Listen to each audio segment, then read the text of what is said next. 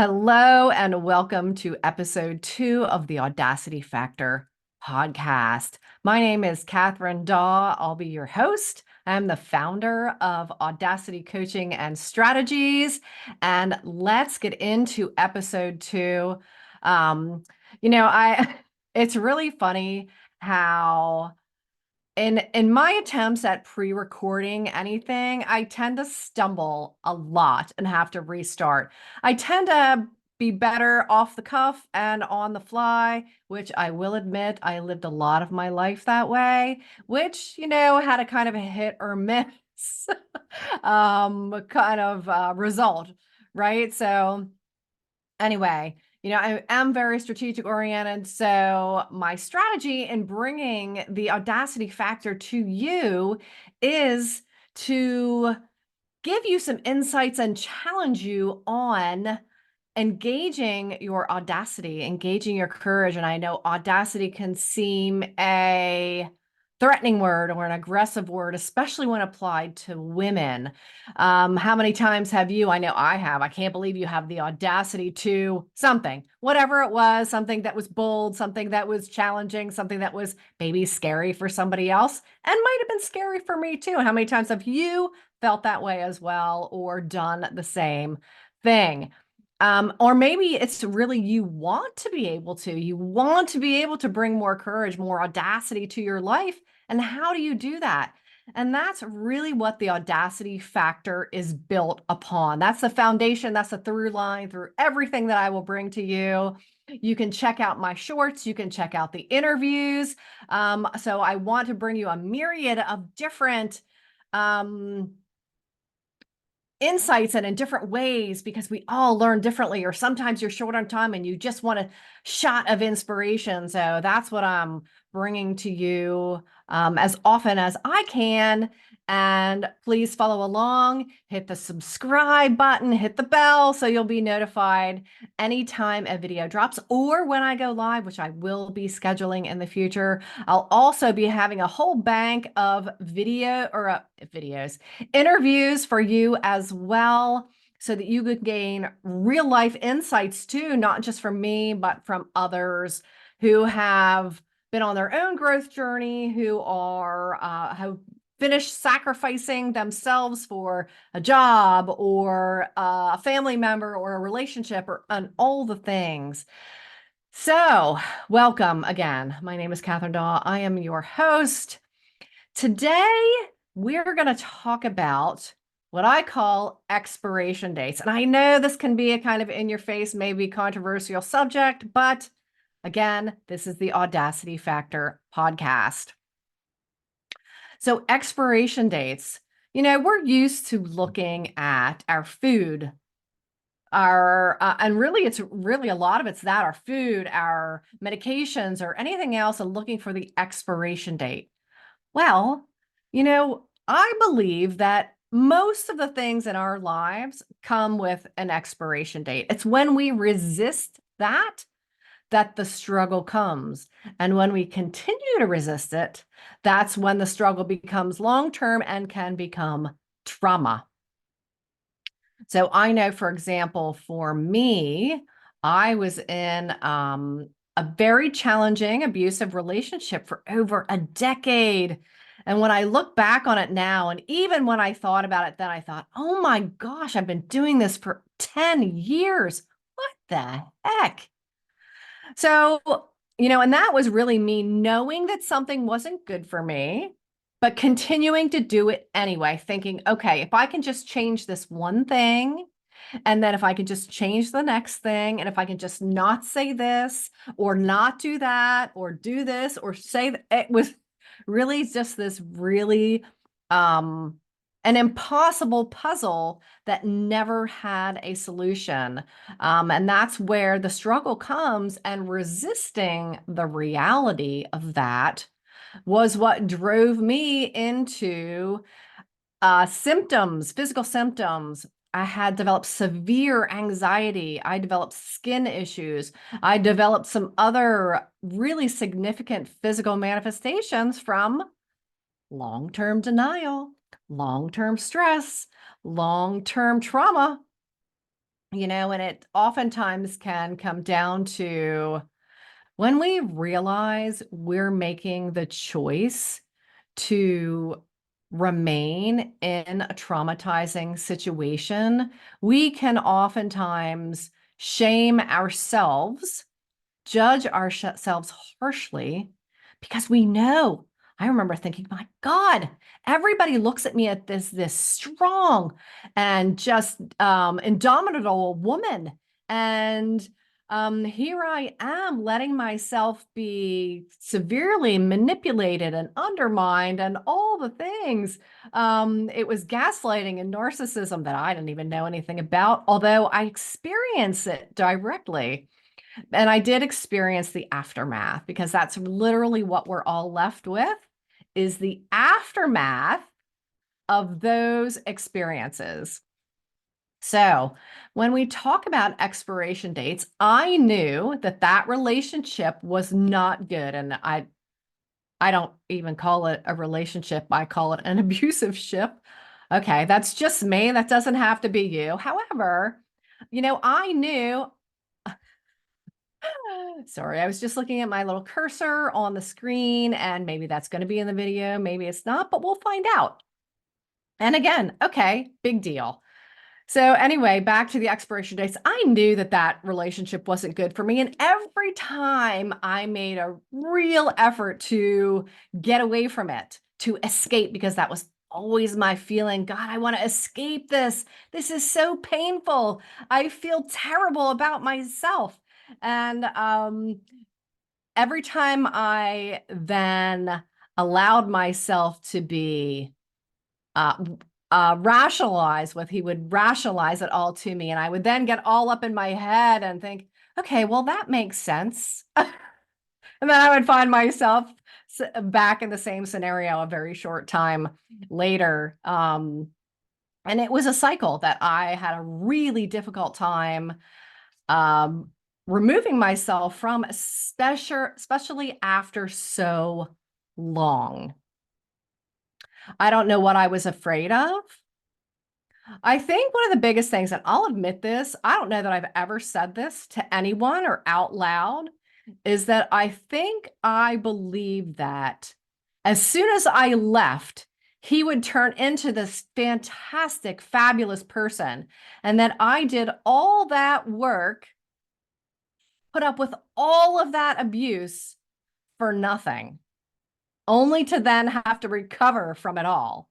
But then the next person would get him at his most wonderful and finest. Now, okay, sure, that was some kind of delusion on my own part, but I admit that to you right now. And again, I don't think I've ever said it out loud to anyone, not even my therapist, not even any of my coaches. But it's a reality. When you're in that situation, and as I continue to resist the expiration date, because that relationship literally had expired within a couple of days of it being formed. And I attempted to get in and out of that so many times. I finally had to escape to another state. And I mean, and I had done that once already, but it wasn't far enough away. So I had to get even further physically away and then make sure to do what I needed to enforce for myself, not for him, for myself, that expiration date. I had to do all the blocking, all of the practicing of not trying to look at him anywhere or what he was doing. And it was really, it really took me a lot of practice to really enforce that expiration date so that I could then move into a scenario where I could be open to not only the healing that I needed, because that comes along with that. We can't create anything on top of our mess. I tried repeatedly over and over and over again, but you can't do it. You can't create something on top of your unhealed crap. Again, I tried repeatedly.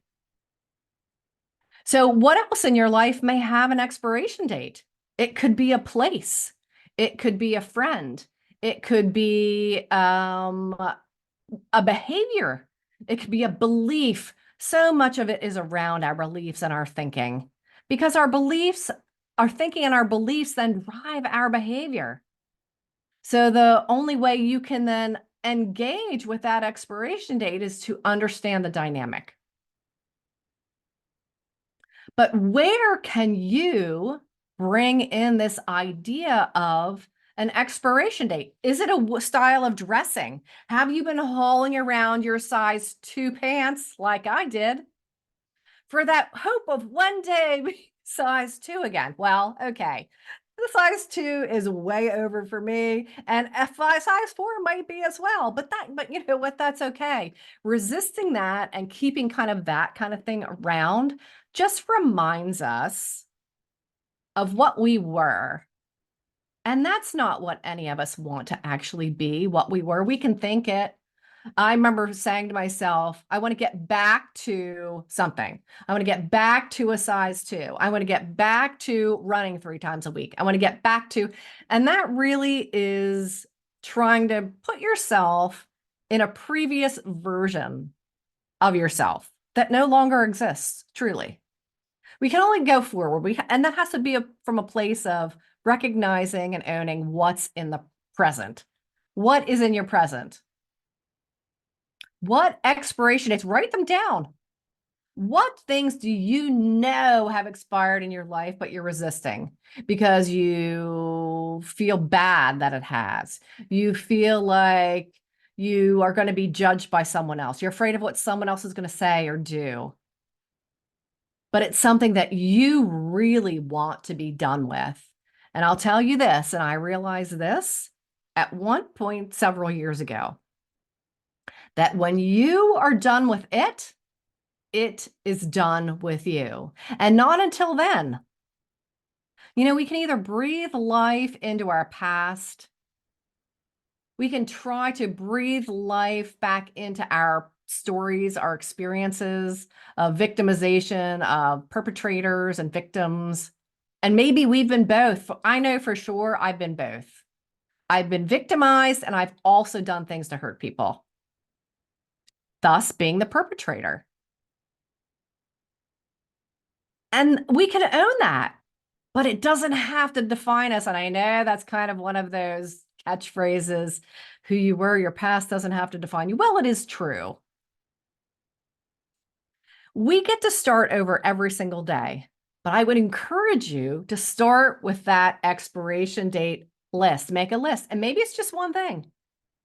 Maybe it's a relationship. Maybe it's a job. That is a big one that I see all the time. And I experienced that myself as well. I was in and out of a career that was meant to be temporary, but ended up being in and out long term. And after, I couldn't believe 30 years had gone by. Even though I practiced many other things in that time, I still couldn't fully get myself to embrace the expiration date and stop doing it for good. Oh, it won't hurt just 1 day a week. Won't hurt just 2 days a week. Well, you know what it does, because it can keep us still lockstepped in something that's expired. Something is meant to be over. And your beginnings can't fully begin until you take each foot out of the past, till you give up a past position. That was one of the most effective things that I learned in one of my coach trainings, and that was in the transition, my transition certification, is that you've got to relinquish your past position so that you can step into something new. We don't get to do both.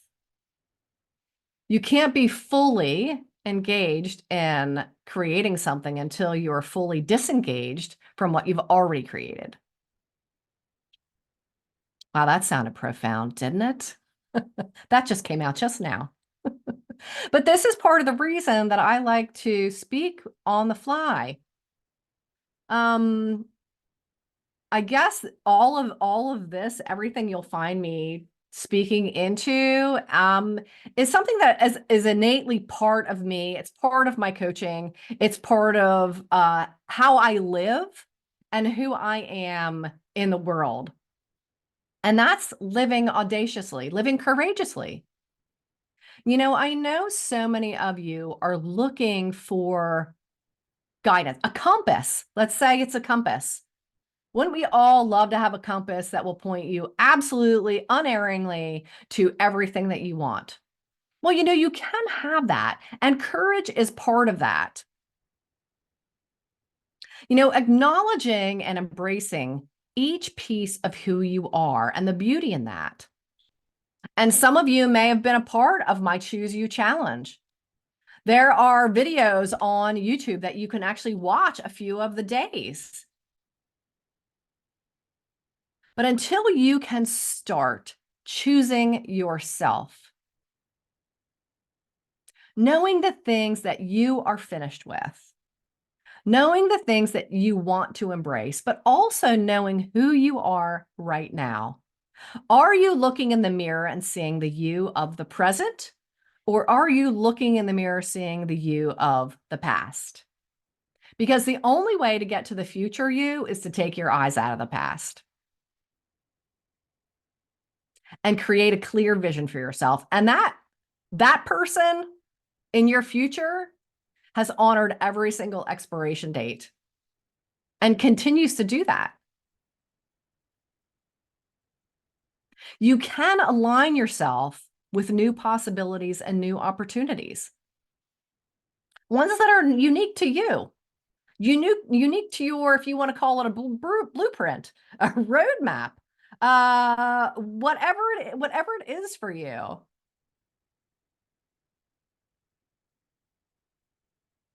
And we can all feel like we're struggling with clarity. I know at times in the past when I was in literally the deepest parts of my abuse and trauma, I had no clarity whatsoever. I didn't trust myself at all. But we can relearn how to do that, how to trust yourself, how to trust your inspirations, and not be afraid of making choices, not be afraid of taking action for whatever mistake may come or what lesson may come. We don't know. But how about let's learn how to have our courage and audacity as our compass? Because that's what will guide you, not your fear. Your fear will always hinder you. And as I previously said, you have got to prioritize your own healing process. Kindness, compassion, full acceptance are super important here.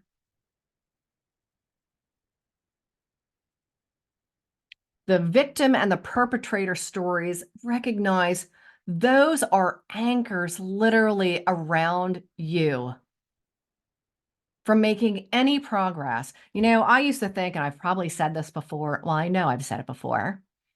I used to believe that if I stepped out of, because I was victimized terribly, I was also the perpetrator. But until I could remove myself from those stories, they were a constant companion, and not in a good way, companion of fear, doubt, shame, judgment. And I used to think if I stepped out of, in particular, the victim stories, I was the single mother. I was the single mother who had her house burnt down. I was the woman who spent 10 years in an abusive relationship. If I stepped out of those and stopped being that, then it would invalidate my experiences. And not only invalidate my experiences, but stop punishing the people that inflicted that upon me. But I also had to learn to release myself from the things that I had done as well. Resistance to the healing process, and I'll give you an example. And this is a severe example for me. This is what happened to me. After I had one of the times I left this person who was abusive, and I literally threw him out of my house. And I literally allowed myself to get sucked back in and moved out of my house into an RV with this person. Now, the day before we had to move into the RV, we were moving some things out of my house and into a storage. A giant heavy chest got dropped on both my knees, wrecked both of my knees as we were literally in process of moving into an RV and traveling around the country. Now, in that moment when it happened, and this was just another on top of so many other physical manifestations and physical things that had happened to me, telling me to knock it the hell off. But literally, when we can resist for so long, it can come down to something giving us a nudge that says, I am not effing around with you this time. None of our stories are more valid than the other, and we are not at the mercy of them. So don't hold any of them sacred, even if they're joyful stories. They're all stories of the past. And if you really want to transform yourself, if you really want to create a life that you enjoy and you love, if you want to find that compass for yourself that will lead you unerringly every time, if you want clarity and a clear line of sight, it's got to start with your healing process. All right, that's going to be it for me here on episode 2 of the Audacity Factor podcast. I will see you all next week.